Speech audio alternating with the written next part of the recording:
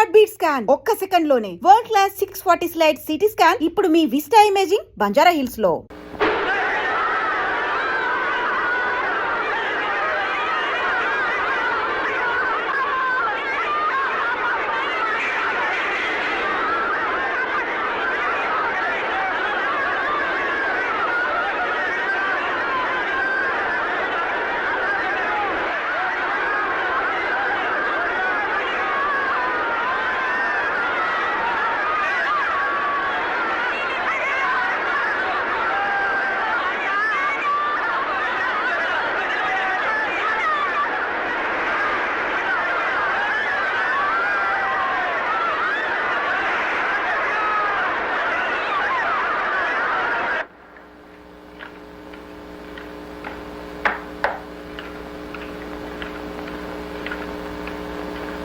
నాన్నగారు, కచేరీ బాగా జరిగిందా?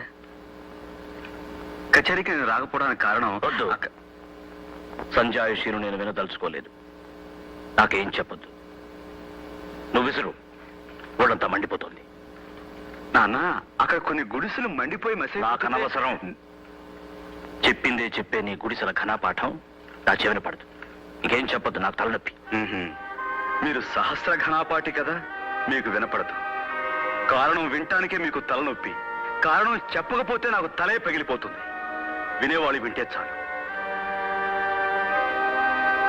వదినా, నీకైనా వినపడుతుందా లేదా? ఇన్ని సంవత్సరాలుగా ఒక్కసారి తప్పకుండా నేను కచేరీకి వెళ్తున్నానా లేదా? ఈసారి వెళ్ళకపోవడానికి కారణం ఉంటుందా ఉండదా? అది వినాలా అక్కర్లేదా? ఊడి చివర పూడి గుడిసెలకి అసలు గుడిసెలే ఉంటాయన్న విషయాన్ని చూడగానే సాయం చేయడం నా ధర్మం అనిపించింది. చేశాను.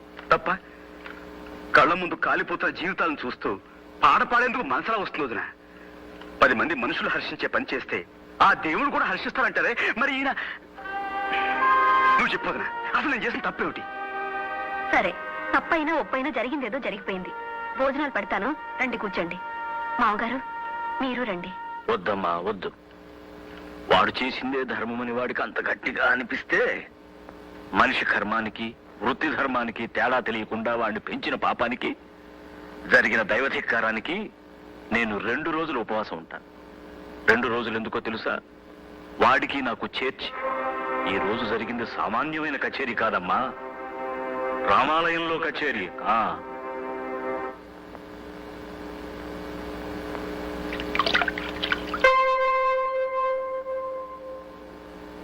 వదినా, నాకు అన్నం వడ్డించు.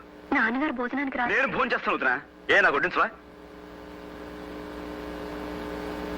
నేనేం తప్పు చేశానని ఉపవాసం ఉండాలి? పొరుగు వారికి సాయపడటం కూడా తప్ప?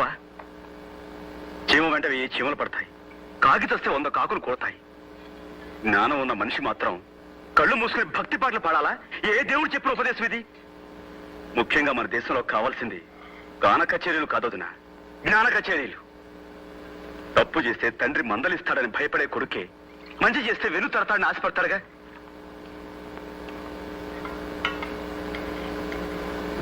కానీ కానీ నా విషయంలో నాన్న, నేను తింటాను వదినా, కడుపు నిండా తింటాను. నేనెందుకు మానేయాలి భోజనం?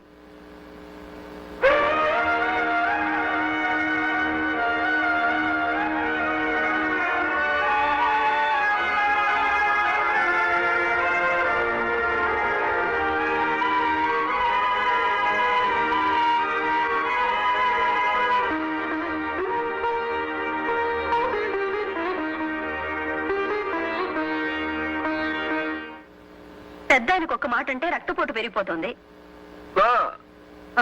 స్నానం అయిందా? ఎదిగిన పిల్లలు ఉన్నారంటే బుద్ధి తెలిసి పెద్దవాళ్ళ మనసు నొప్పించకుండా మెలగాలి. తొడుక్కురండి. అన్నీ ఎంతకాలం అని చెప్పుకు తిరుగుతావు? ఎవరి దారులు వాళ్ళవి, ఎవరి బ్రతుకులు వాళ్ళవి.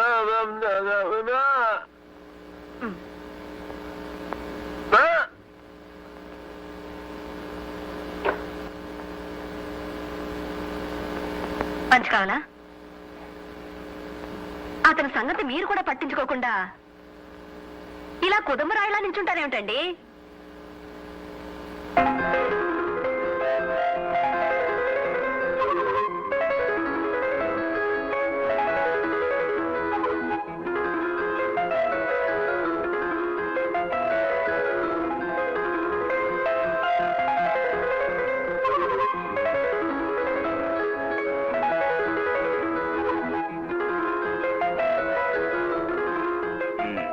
ఇప్పుడా వచ్చేది?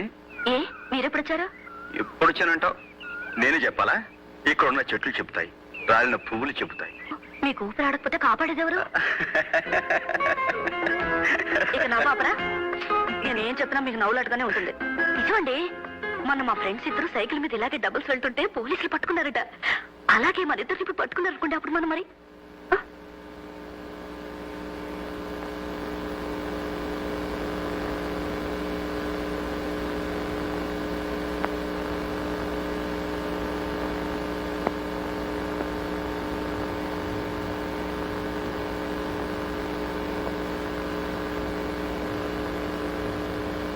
నాన్నగారు, ఈ అమ్మాయి లలితని.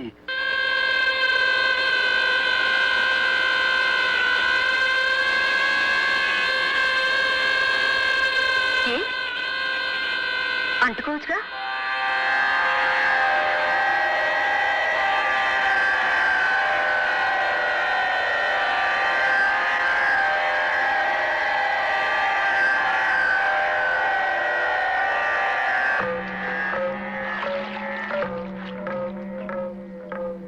ఎలాంటి ఇల్లుది చూడు గాయత్రి. పూజ గదిలో మీ అత్తయ్యకి ఒక చోటు ఇవ్వకపోయినా ఈ నట్టింట్లో ఈ ఉయ్యాలనే పూజ సింహాసనం చేసి ప్రతిరోజు ఆరాధిస్తున్నా. ఒక వరలక్ష్మి వ్రతం రోజు సాక్షాత్తు లక్ష్మీదేవిలా అలంకరించుకుని పూజ కార్యక్రమం ముగించి నా కాళ్లకు నమస్కరించి ఉపవాసం అలసటలో ఉయ్యాల్లో విశ్రమించింది నా భవాని. ఊగుతున్న ఉయ్యాల ఆగిపోయింది, నా భవాని శ్వాస కూడా ఆగిపోయింది. ఆమె ఆదర్శాల మేరకు నేను నా ధర్మానికి కట్టుబడి అగ్నిహోత్రుడిలా బతుకుతున్నాను. అలాంటి ఈ ఇంట, లక్ష్మి నడయాడిన ఈ నట్టింట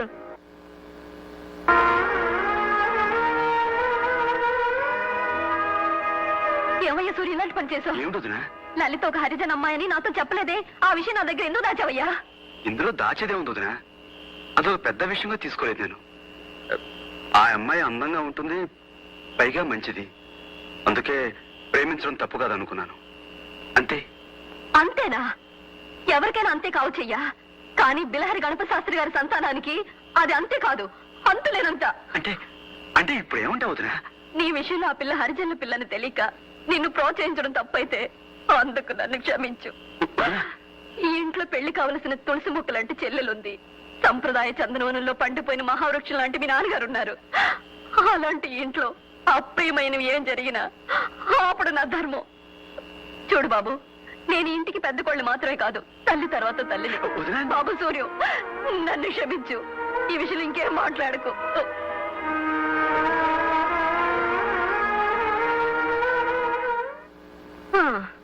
కొడుకులేని లోటు మీ వల్ల నాకు తీరిపోయింది. ఇటు తిరగండి. మూగబ్బాయి కదా అని మృదంగం నేర్చుకోమని మీ నాన్నగారు పంపిస్తే అత్తెరేని ఆ మూగ నోటితో నాదస్వరం నేర్చుకొచ్చి నిలబడ్డారు. చెయ్యి. మీ తమ్ముడు ఇప్పుడు అత్తెరి అరిజిన అమ్మాయిని పెళ్లాడితో తప్పేమిటో అంటున్నాడు. ఈ విషయంలో మీరేమనుకుంటున్నారో కాస్త చెప్పరేమిటండి? అభిప్రాయం చెప్పమంటే అలా వెళ్ళిపోతారేమిటి?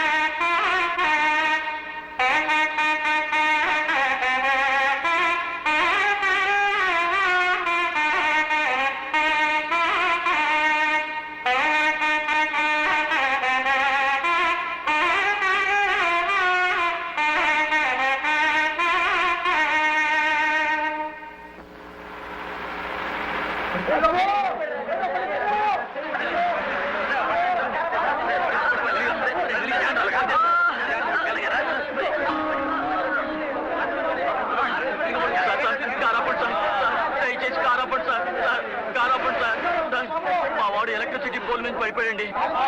ఆసుపత్రికి తీసుకెళ్ళండి గారు, కార్లో తీసుకెళ్తారండి. బండుందిగా, బండ్లో అయితే ఆలస్యం అయిపోతుందండి. రక్తం పోతుంది సార్. సార్ దయచేసి తీసుకెళ్ళండి సార్. సార్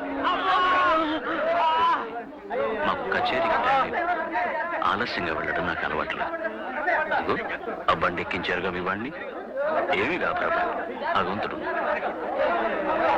నాన్నగారు మనం సూర్యం కూర్చో. డ్రైవర్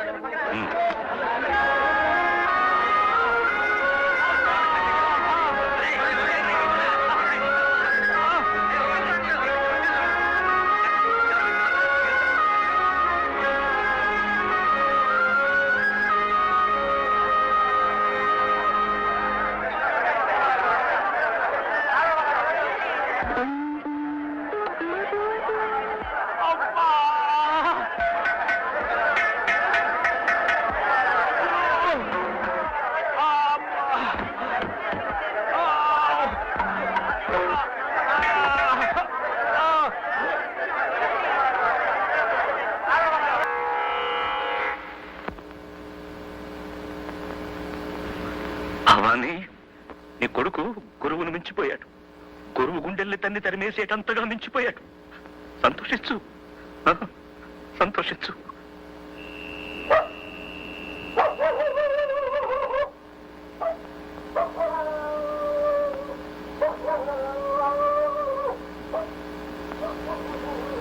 ఏమండి, సాయంత్రం పోల్ మీద నుంచి కింద పడిపోయాడే, ఆ లైన్ మ్యాన్ ఎలా ఉన్నాడు? చచ్చిపోయాడండి. చచ్చిపోయాడా?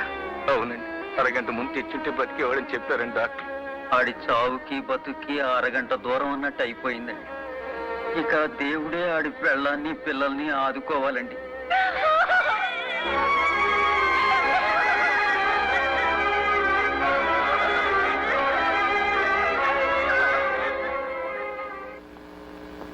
ఆదిత్య హృదయం పుణ్యం సర్వశత్రు వినాశనం జయావహం జపే నిత్యమక్షయం పరమం శివం. రాత్రంతా ఎక్కడుండి వస్తున్నావు? మైలపడి వస్తున్నావా? అదేరా, ఆ అంటరాని దాంతో గడిపి మైలపడ్డావా అని అడుగుతున్నాను. నాన్న, సూర్య నమస్కారం చేస్తున్న నోటితోనే సూర్యాన్ని దుమ్మెత్తిపోయకండి. నాకన్నా మీ మనసులోనే అంటరాని ఆలోచనలు ఎక్కువగా ఉన్నాయి. క్షమించండి. నేను ఎక్కడికి వెళ్ళానో మీరు ఊహించలేరు కూడా. కరెంటు పోల్ మీద నుంచి కింద పోతే అడవిలో దిక్కు లేకుండా మనం వదిలేసామే, ఆ వ్యక్తి ఆసుపత్రిలో చచ్చిపోయాడు. అది మీరు తెలుసుకోవాలి. అలాగా అన్నంత మాత్రాన పోయిన మనిషి తిరుగు రాడు నాన్న. భగవంతుడు ఉన్నాడు, పుండని పంపేశారే, మరి ఏ భగవంతుడు అతను కాపాడలేదే? అరగంట ముందు అతని ఆసుపత్రికి చేర్చలేని వాడే అతని పాలిట భగవంతుడై ఉండేవాడని డాక్టర్లు చెప్పారు. ఇది కూడా మీరు తెలుసుకోవాలి. సూర్యం, అందులో ఏమన్నా అర్థం ఉందంటావా? చావు పుట్టుకలు కర్మఫలాలు. ఆ మనిషికి ముగింపలా వ్రాసిపెట్టుంది, ముగిసిపోయింది. నాన్న, మీ కర్మ సిద్ధాంతానికి ఎదురులేకపోవచ్చు, కానీ సంగీతమే సర్వస్వం అనుకునే ఈ మూర్ఖ సిద్ధాంతం నుంచి బయటపడండి. మనిషి పట్ల మనిషికున్న ధర్మం కన్నా ఈ సంగీతం గొప్పదేం కాదు. నా ధర్మం నాకు బాగా తెలుసురా. భగవంతుడి సేవ కన్నా ధర్మం లేదు, సంగీతం కన్నా భగవంతుడి సేవ మరొకటి లేదు. అయితే చచ్చిపోయిన అతని మరణానికి మన బాధ్యత లేదంటారా? వాడెవడో చావడానికి మనమెలా కారణమవుతావురా? నన్నే మీ ముందు అందరూ మోగవాళ్ళ పడుంటారు అనుకుంటున్నారు, కానీ కానీ నాకు నోరుంది. న్యాయాన్యాయాలు మాట్లాడి తీరతాను. ఇంతకీ ఏమంటావు? మీరు ఊ అనే ఒక్క మాట నుండి అతను బతుకుండేవాడు. మీరు అనలేదు, నేనైతే అనుండేవాడిని. కానీ ఎలా? నేను కొడుకుని, తండ్రిని కానీ. కాబట్టి అతని చావు కారణం మీరు. మీరే అతన్ని చంపారు. మీరు ఒక హంతకుడు. కన్న తండ్రిని దుర్భాషలాడేంత పెద్దవాడి వైపోయావా నువ్వు? వదిన, నువ్వు కొట్టినా చంపినా ఇది మాత్రం నిజం. ఒక ఆడదాని అనాథన చేసి ఆ పసివాళ్ళని దిక్కులేని వాళ్ళని చేశామే, అది మహాపాపం. ఆ పాపానికి నేను బాధ్యుణ్ణి. అది నన్ను జీవితాంతం దహిస్తూనే ఉంటుంది.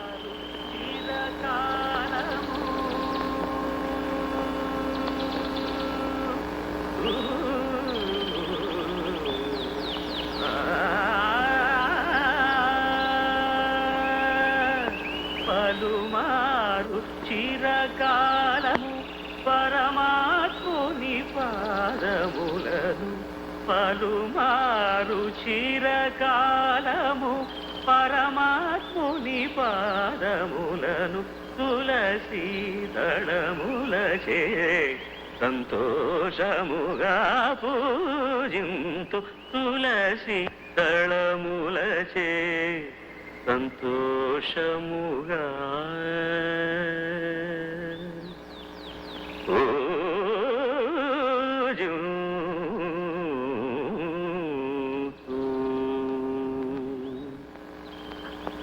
నమస్కారం గురుగారు.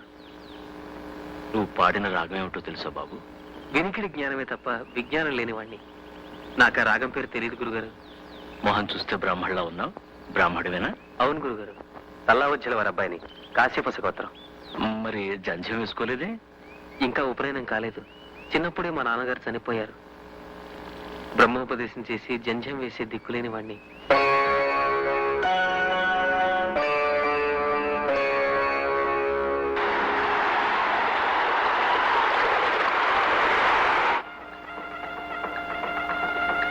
ధ్రువంతే రాజా వరుణో ధ్రువంతే వో బృహస్పతిః ధ్రువంతరింద్రశ్చాగ్నిశ్చరాష్ట్రం ధారయతాం ధ్రువం సుముహూర్తోస్తిత్యనుగృహ్ణంతో సుముహూర్తమస్తు అయం ముహూర్తస్తు ముహూర్తోస్తు యజ్ఞోపవీతం పరమం పవిత్రం ప్రజాపతేర్యత్సహజం పురస్తాత్ ఆయుష్యమగ్రియం ప్రతిమంత శుభ్రం యజ్ఞోపవీతం బలమస్తు